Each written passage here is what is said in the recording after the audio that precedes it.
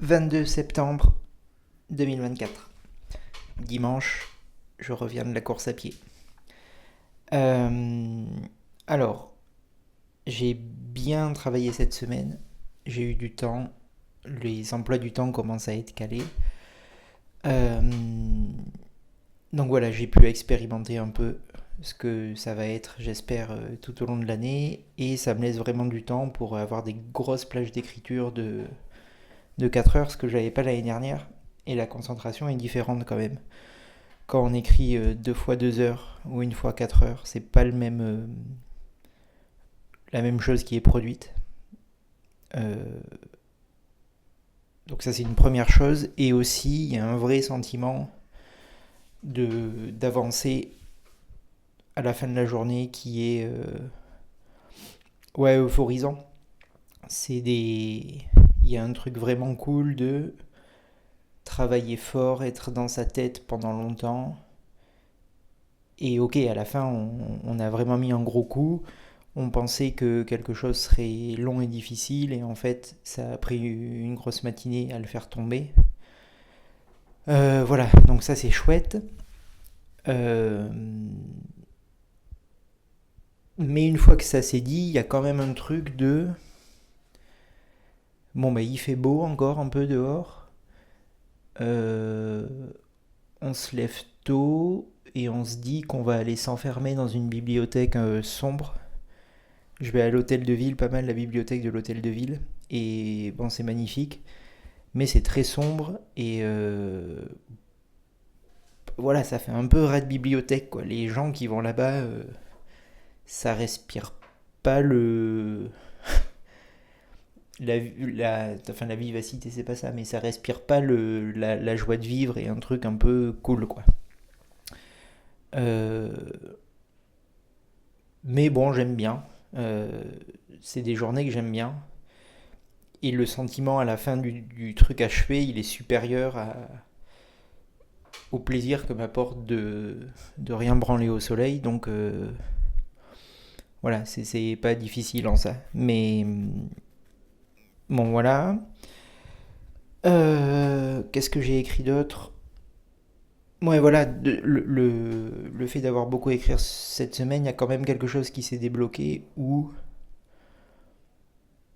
ben, je commence à vraiment me considérer comme un écrivain, dans le sens quelqu'un qui écrit, parce que comme j'ai moins d'heures de cours cette année, j'en viens à passer plus de temps à écrire qu'à donner cours.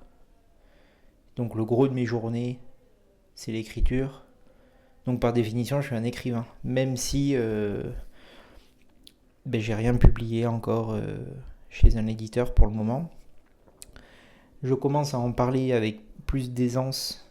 Alors non, pas plus d'aisance, mais je me force à en parler et à donner des avancées aux gens que je rencontre. Euh, alors je pense vraiment qu'il faut pas trop s'avancer et trop raconter ce qu'on est en train de faire parce que il y a la motivation qui baisse sinon voilà, il faut pas dire je suis en train d'écrire sur ça, ça va être de la balle parce que faut juger sur pied quand les choses sont finies, les gens jugeront si c'est bien ou pas, mais voilà, il faut pas se le raconter. Surtout, il faut juste dire ben aujourd'hui j'ai écrit, en ce moment j'écris, c'est mon truc. Voilà. Et surtout rester humble, il n'y a rien d'exceptionnel là-dedans. Voilà. Rester humble. Et, euh, et je pense vraiment qu'il n'y a rien d'exceptionnel là-dedans. C'est que juste ça me plaît, je le fais. Mais non, voilà, c'est ça. Il faut, il, il faut travailler et dire aux gens qu'on travaille, c'est tout. Je pense avoir fini les poèmes de San Francisco et je les aime bien, ils sont cool. Euh, j'ai l'impression que ça fonctionne. Il y a Mode qui veut les traduire. C'est pas moi qui lui ai demandé et elle me prend plaisir à faire ça. Et c'est intéressant parce que le fait de les traduire, ça amène des questions. Des fois, elle me pose des trucs, qu'est-ce que tu as voulu dire? Et en fait, je me rends compte que le mot était pas précis. Donc j'ai dû changer après. Donc c'est un super exercice en fait. Ça fortifie vraiment les textes. Je vais relire une dernière fois demain. Je les ai imprimés. Bon, il y a peut-être des trucs de mise en page qu'il faudrait changer, des tailles de police et tout, mais j'ai pas trop envie de me faire chier non plus parce que je passe un temps fou sur ça et après j'envoie aux éditeurs et ils me répondent jamais. Donc je vais l'envoyer comme ça et je passerai du temps à la fin si je m'auto-publie. Parce que celui-là, j'ai quand même envie qu'il existe parce que j'ai l'impression que c'est lisible. Le précédent recueil, Joute, c'était un truc un peu, encore une fois, voilà, des triturations de ma tête. Là, c'est lisible par tout le monde. Il y a un contexte qui est raconté en un paragraphe au début sur le fait que j'ai passé l'été à San Francisco. Et c'est un peu marrant surtout. Voilà, c'est léger. Je pense que c'est cool. Voilà. Et sinon, concernant le, le bouquin sur lequel je suis, celui du gars qui veut faire un film, ben ça avance. Euh, Là, il en est à l'écriture du script et il a passé, enfin j'ai passé la semaine.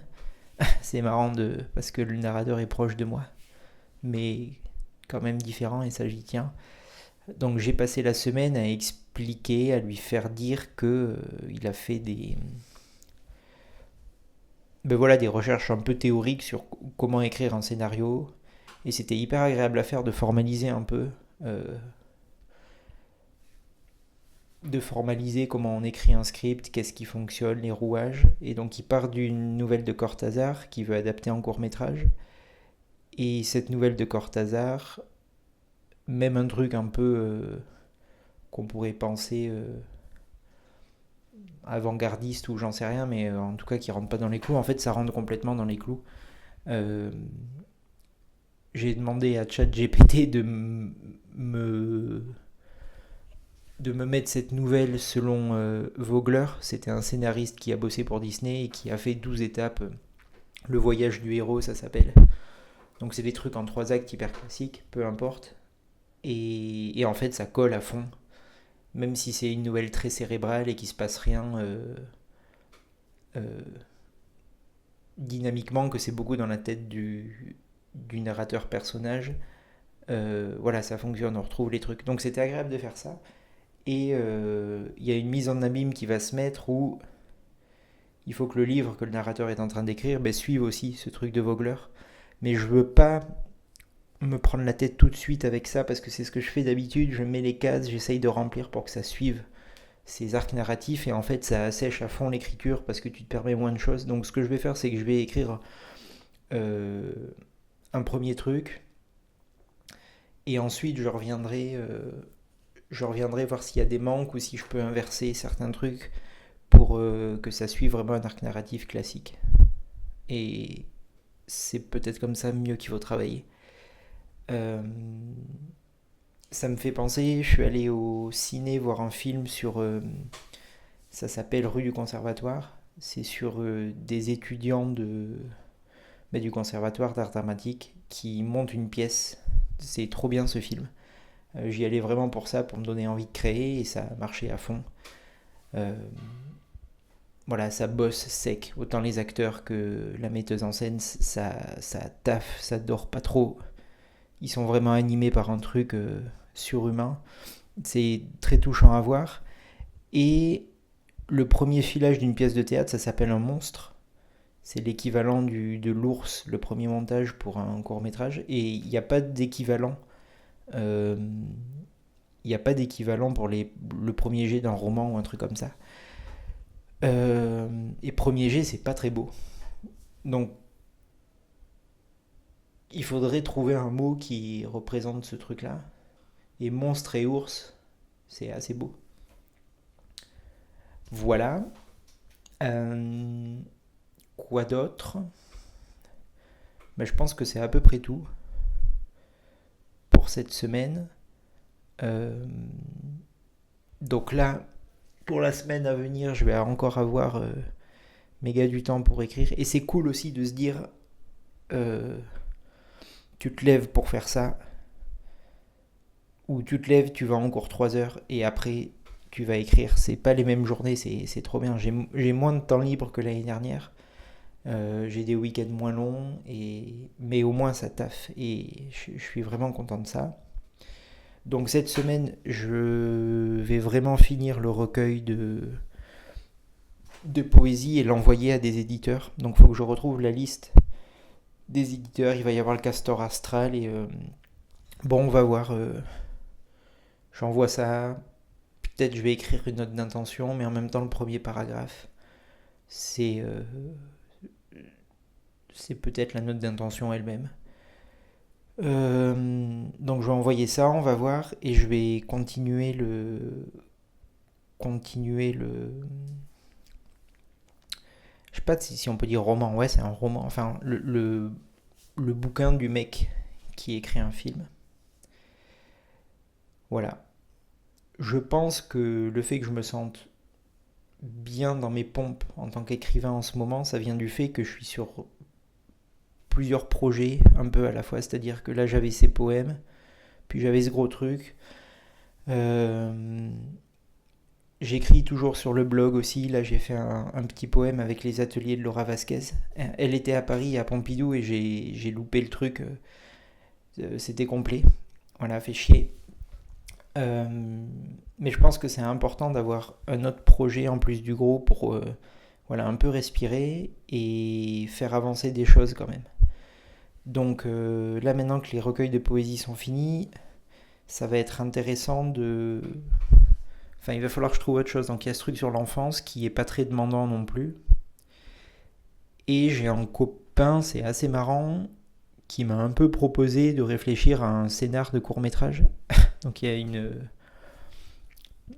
voilà, une mise en abîme marrante avec ce que je suis en train d'écrire, c'est exactement pareil. Donc je vais voir si j'ai jamais fait ça, c'est intéressant. Euh, on va voir ce que ça donne. Bon voilà, donc je suis content.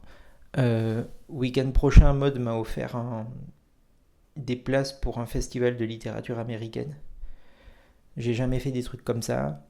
Euh, J'imagine que l'ambiance va me faire chier et que les gens qui y vont aussi, mais en fait peut-être pas, peut-être que ça va être très cool. Et voilà, intéressant d'y aller en tout cas et de voir des auteurs, voir des gens qui vont voir des auteurs, un peu ce que prendre la température. Voilà. Euh, je suis toujours très content de prendre un petit quart d'heure comme ça le dimanche pour faire le point. Je pense que ça fait du bien et ça donne de la réalité à passer 4 heures dans une bibliothèque à parler à personne. Euh, voilà.